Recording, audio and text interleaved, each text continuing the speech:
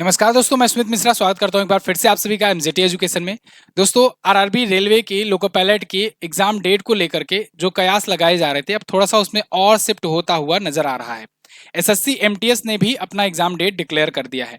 ऐसे में अब एग्जाम क्या हो सकता है, टेंटेटिव एग्जाम डेट क्या हो सकता है, इस पर हम लोग आज चर्चा करेंगे। साथ ही साथ में रेलवे वालों का ये जो निकम्मापन है, ये जो मतलब सोए हुए हैं, इनको कैसे जगाना है, इस पर भी हम लोग बातचीत करेंगे आज की इस वीडियो में। तो चलिए वीडियो में आगे बढ़ेंगे, लेकिन एक जरूरी सूचना है। देखिए, टेक्स्ट बुक का ईयरली ये फ्रीडम सेल एक्टिवेट हो चुका है। आजादी का पास प्रो ये मात्र और मात्र 307 रुपए में आपको मिल रहा है। एमजेटी कूपन कोड लगाओगे तो 12% का एक्स्ट्रा डिस्काउंट मिल जाएगा।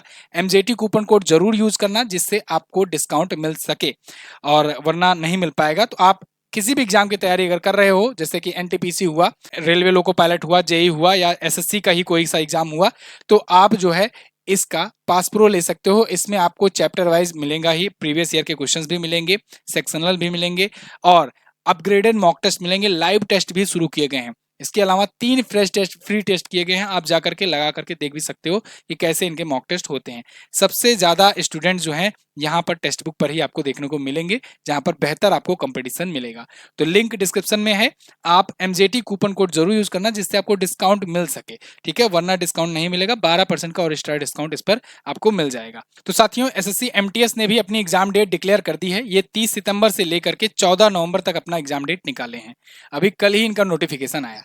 अब आपको अगर याद होगा तो इससे पहले मैंने आपको बताया हुआ था कि देखिए 9 सितंबर से लेकर के 26 सितंबर तक ये एसएससी सीजीएल का एग्जाम होना है। और एसएससी सीजीएल आप देखो 9 सितंबर से लेकर के एसएससी वाले 14 नवंबर तक का पूरा सीट कर लिए कब्जा। वेंडर एक ही है, टीसीएस इसका भी एग्जाम कराता है, एसएससी का भी, और टीसीएस ही मोस्ट प्रोबेबली रेलवे का भी एग्जाम कराएगा, लोको पायलट का।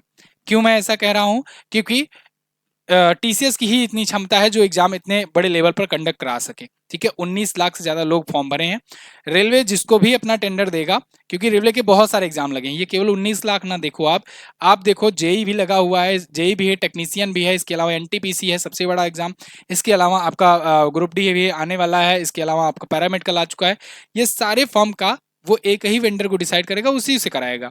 तो यानी वेंडर एक ही है, टीसीएस। अब वेंडर एक ही है और फॉर्म की संख्या ज्यादा है। आप देखो सीजीएल में जो है, सीजीएल में मैंने आपको बताया था कि लगभग 36,73,000 फॉर्म पड़े हुए हैं। तो 36 लाख ये पिछले कई सालों में सबसे ज्यादा है। इसके अलावा आप एमटीएस का भी अभी जो डाटा आया है, एमटीएस आया है कि 57 लाख लोग जो हैं इसको फॉर्म भरे हैं। ये भी पिछले कई सालों में आप देखोगे तो सर्वाधिक है। हालांकि बीच में एमटीएस वालों ने एक दोबारा से ओपन कर दिया था साइट दोबारा से फॉर्म भरने के लिए, तो वो जो है फिर से और इंक्रीज हो गया, इस वजह से 57 लाख चला गया। अब आप सोचो 57 लाख जो है ये एमटीएस के, इसके अलावा 36 लाख जो है स्टूडेंट ये सीजीएल के, और 19 लाख जो है ये हैं एएलपी के। आप थोड़ा सा अगर इसमें नजर डालोगे, जैसे कि आपको थोड़ा सा यहाँ पर देखिए, तो 30 से लेकर 14 नवंबर तक ये करा रहे हैं 57 लाख, ठीक है। क्षमता तो है भाई, क्षमता तो है टीसीएस में, नो डाउट, तभी ये करा रहे हैं। 9 से लेकर 26 सितंबर के बीच में ये 36 लाख स्टूडेंट का एग्जाम करा रहे हैं। बीच में 1-2 दिन छुट्टियां भी होगी, है ना। डेफिनेटली छुट्टियां होंगी, क्योंकि वहां पर जो इन्विजिलेटर होते हैं उनको भी तो बीच में 1-2 दिन का रेस्ट चाहिए, नहीं तो फिर लगातार करते करते तो मतलब हालत खराब ही हो जाएगी। 9 से 26 सितंबर, ठीक है। अब आप सोचो कि 57 लाख है, 19 या 57 लाख, 3 गुना है। तो यानी अगर मोटा मोटा मान लो तो एएलपी वालों के लिए आपका लगना तो 5 से 6 दिन है, लेकिन 5 से 6 दिन लगातार नहीं होगा, कम से कम 1-2 दिन का तो बीच में गैप होगा ही। तो 7 से 8 दिन मान लो मोटा मोटा, 7 से 8 दिन। अब ये तो पूरा स्लॉट खाली नहीं है, ये बात आपको माननी होगी, एक साथ नहीं होगा। अब ऐसा नहीं होगा कि आज सीजीएल का एग्जाम है, उसके बाद बीच में वहीं पर रेलवे वाले करा रहे हैं अगले दिन, फिर उसके बाद उसके अगले दिन सीजीएल का एग्जाम है। ऐसा नहीं होगा, ठीक है। क्यों नहीं होगा? देखिए, इसके पीछे कारण होता है। पिछली वीडियो में मैंने आपको बताया था, तो बहुत सारे लोग ये कह रहे थे अरे दोनों एक साथ हो जाएगा, ऐसा होगा वैसा होगा। कैसे हो जाएगा? जो वहाँ अधिकारी होता है, सेटअप लगता है, सब कुछ डेट वाइज जब एग्जाम होता है, तो उसमें अगर एसएससी का हो रहा है तो एक एसएससी का भी अधिकारी होगा, मेन अधिकारी। भले से एग्जाम टीसीएस करा रहा है, टीसीएस के इन्विजिलेटर हैं, टीसीएस के ही स्टाफ हैं सब, लेकिन वहां पर एसएससी वाले भी अधिकारी आते हैं। उनकी देखरेख में सब होता है, उनके क्वेश्चन सेटर होते हैं, उनके क्वेश्चन सेट किए जाते हैं। इसके अलावा जब आरआरबी का होगा तो आरआरबी के वहाँ ऑफिसर्स रहेंगे। अब ऐसा नहीं होगा कि वो बार बार चेंज किया जाएगा, ठीक है ना, ऐसा नहीं होता कि 2 दिन तुम आओ फिर 2 दिन तुम आओ, वो पूरा पूरा सब कुछ अलग है, पैटर्न अलग है, सब कुछ अलग है। तो इसलिए जो है कि सिस्टम में फिर वहां पर सॉफ्टवेयर इंस्टॉल करना पड़ेगा। आज ये वाला सॉफ्टवेयर इंस्टॉल किए, इसका एग्जाम कराए, फिर अगले दिन पता लगा उसका सॉफ्टवेयर इंस्टॉल कराए, फिर एसएससी वाला एग्जाम कराए, ऐसे नहीं होता भाई। तो इसलिए जो है अगर डिसाइड होगा तो या तो ऐसा होगा कि ये सेंटर एलपी का है तो ये एलपी का ही चल रहा होगा, ये सेंटर में सीजीएल का नहीं होगा, दूसरे सेंटर में होगा, ऐसा भले कर सकते हैं। लेकिन ऐसा करेंगे तो भाई इतनी संख्या में कैसे कराएंगे, ठीक है, तो वो दिन बढ़ता चला जाएगा। तो वो दिन बढ़ने से अच्छा है ज्यादा दिन तक स्टाफ देने के, सैलरी देने के से अच्छा है कि भाई 7 से 8 दिन में खत्म कराया जाए। तो ये ऑप्शन बेटर है, ठीक है। दूसरी बात, ये 7 से 8 दिन अब कब हो सकता है? अब आप देखिए 1 से 9 सितंबर तक का, 1 से 8 सितंबर तक का ये एक स्लॉट खाली मिल रहा है। आप समझ लो कि अगस्त में 25-26 को अगर जन्माष्टमी के बाद अगर शुरू करो तो आप देखोगे अगस्त में जो है आपका 27 अगस्त से लेकर के आपका 8 अगर सितंबर तक का देखोगे तो ये जो बीच का स्लॉट मिल रहा है इसमें 7 से 8 दिन आसानी से मिल सकते हैं। यही मैंने पिछली वीडियो में भी आपको बताया था कि ये 7 से 8 दिन बहुत ज्यादा मायने रखेंगे ये एग्जाम डेट आने में। लेकिन ये तभी मायने रखेंगे जब ये पहले अनाउंस कर देंगे 20 तक की डेट कब होगी तब, ठीक है। ये बात ध्यान रखना। अगर मान लीजिए अभी देखो 14 तारीख आज आ गई, कोई सुगबुगाहट नहीं, बिल्कुल सन्नाटा पसरा हुआ है। रेलवे वालों को अगर एग्जाम कराना होगा ना तो 15 दिन पहले बताएंगे कि हम इस तारीख से एग्जाम शुरू कर रहे हैं एलपी वालों का, है ना। आप देखोगे ये इस प्रकार से सोए हैं, आप थोड़ा सा अंदाजा लगाइए एलपी वालों में। ये देखिए ये डेट क्या बताए हुए थे कि जून से अगस्त के बीच में ये कराएंगे, और जून से अगस्त के बीच में कोई इनका अभी तक अता पता नहीं चला। जून में शुरू करने बोले थे एग्जाम सीबीटी 1 का, और अगस्त लास्ट तक था कि अगस्त तक करा लेंगे। अगस्त भी बीतने को है, अब आगे अगस्त में जो भी चीजें बच रही हैं केवल छुट्टियां ही बच रही हैं।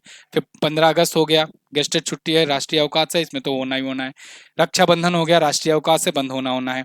फिर आगे जन्माष्टमी वगैरह आएगी। तो ये जो है जून और अगस्त, इसमें तो अब नहीं हो पाया। सीबीटी 2 ये बोले थे कि भाई ये सितंबर में करा देंगे, तो सीबीटी 1 ही नहीं हुआ तो सीबीटी 2 कैसे करा देंगे? अब सीबीटी 1 अगर करा भी देते हैं, बहुत तेज अगर कराए, 7 से 8 दिन में सीबीटी 1 कराए, उसके 4 दिन बाद आंसर की निकालेंगे, फिर 4 दिन ऑब्जेक्शन भरने का टाइम देंगे, फिर अगर बहुत तेज निकाले तो रिजल्ट निकालेंगे 4 से 5 दिन बाद, उसके बाद फिर कट ऑफ बन करके तब सीबीटी 2 के लिए एडमिट कार्ड जारी करेंगे, है ना। तो ये प्रोसेस में ही आपका 1 महीना लग जाएगा कम से कम, बीच में गैप। ये तब हो पाता सितंबर में जब ये जून से शुरू करते या जुलाई के बीच में ये करा लेते, तब 1-1.5 महीने का अंतर देकर सितंबर में कराते, तब सीबीटी 2 सितंबर में होता। तो बहरहाल अभी सीबीटी 1 ही नहीं हुआ है, सीबीटी 2 कब हो जाएगा?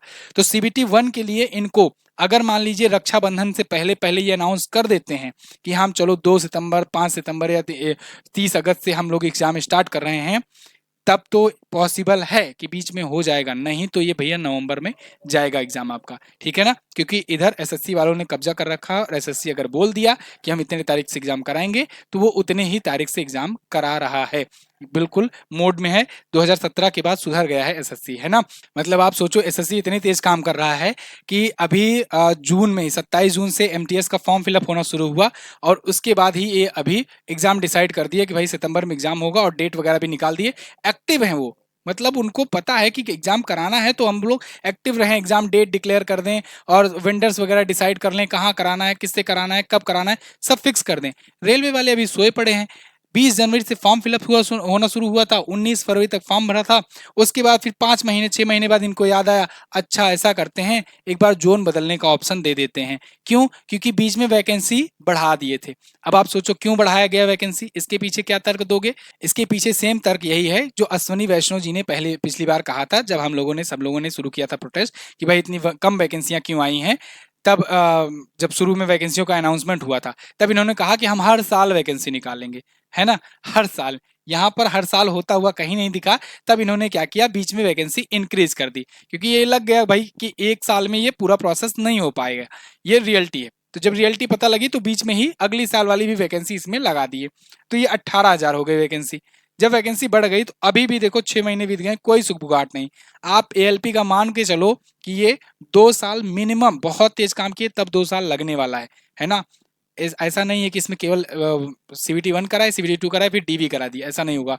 इसमें बाकायदे साइको टेस्ट होता है, उसके लिए भी मौका मिलता है। उसके बाद फिर उसका रिजल्ट वगैरह आएगा, मतलब 3 स्टेज में एग्जाम होगा, फिर डीबी होगा और फिर मेडिकल इसमें भयंकर होता है।